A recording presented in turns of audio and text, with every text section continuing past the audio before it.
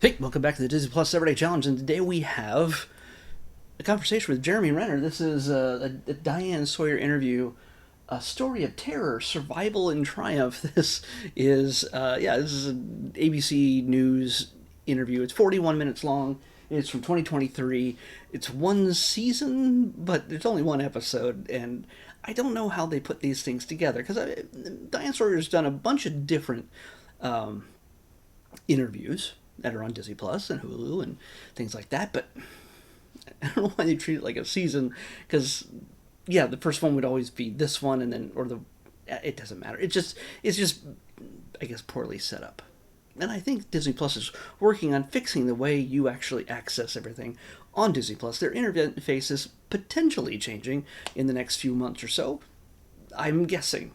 At least it's I've heard such rumors. So that said, this one episode series, which is all about Jeremy Renner and his accident that happened on January 1st, 2023, New Year's Day, and on his big 9 foot tall cat up in the mountains of Nevada near Reno.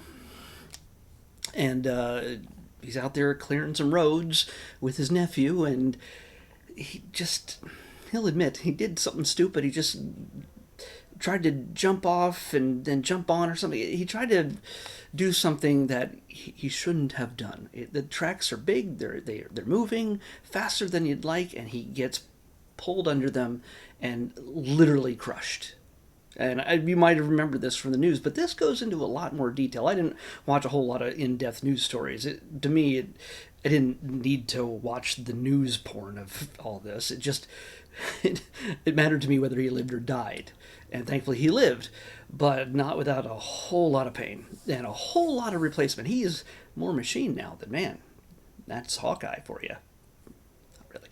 But you get to see the story of how people, his neighbors, helped save his life, his nephew, and the impact it had on his family at the time, and the impact it had on his body. They get a full rundown on every single thing that was broken, and you wouldn't want one of these things broken in your body, much less so many parts. There was a point where I think one of his eyeballs, was outside of his head. Yeah, hanging on for dear life. Yeah.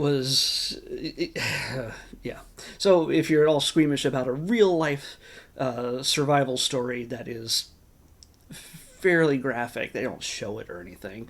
They show him in the hospital bed, pretty messed up, but not with eyeballs hanging out or anything else. But it's if you're a fan of Hawkeye and the Avengers and from Marvel, you get to get an understanding of kind of what this guy went through. Yeah, there's lots of accidents that happen to people all the time, and Diane Sawyer's not interviewing all of them, but he happens to be somebody that a lot of people really have a connection with. So, hey, why not?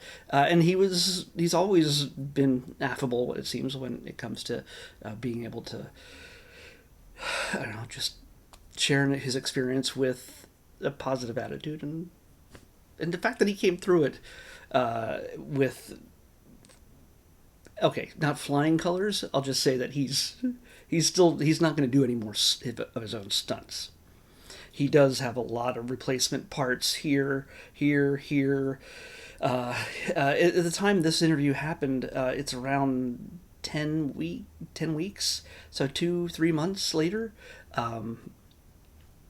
Yeah, it's taken its toll on him, and I mean the pain being unbearable has left probably the biggest scar on him. Just thinking about it so much, talking about it caused enough to trigger something in him that it made things difficult. Learning how to talk again with his jaw pretty much being put back together.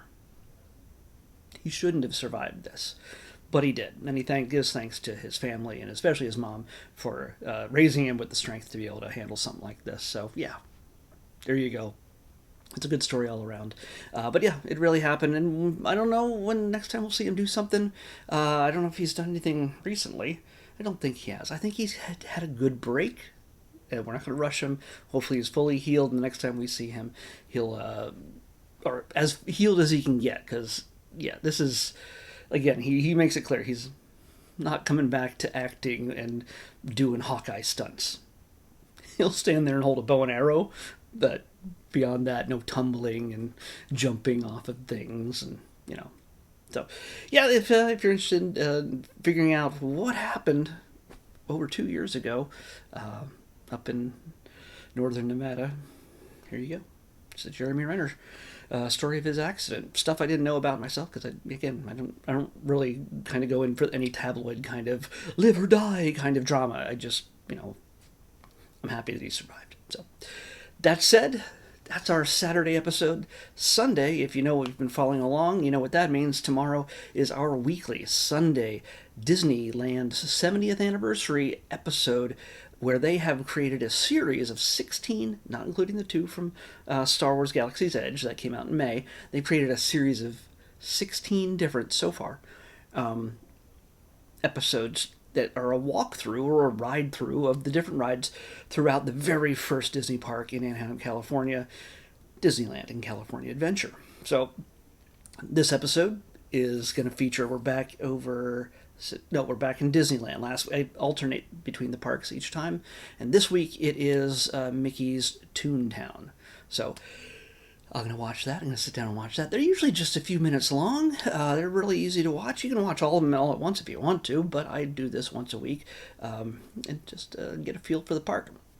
So we'll meet you back here tomorrow with the Disneyland's 70th anniversary celebration point of view walkthrough video featuring Mickey's Toontown on the next Disney Plus Everyday Challenge. I'll see you back here tomorrow with that.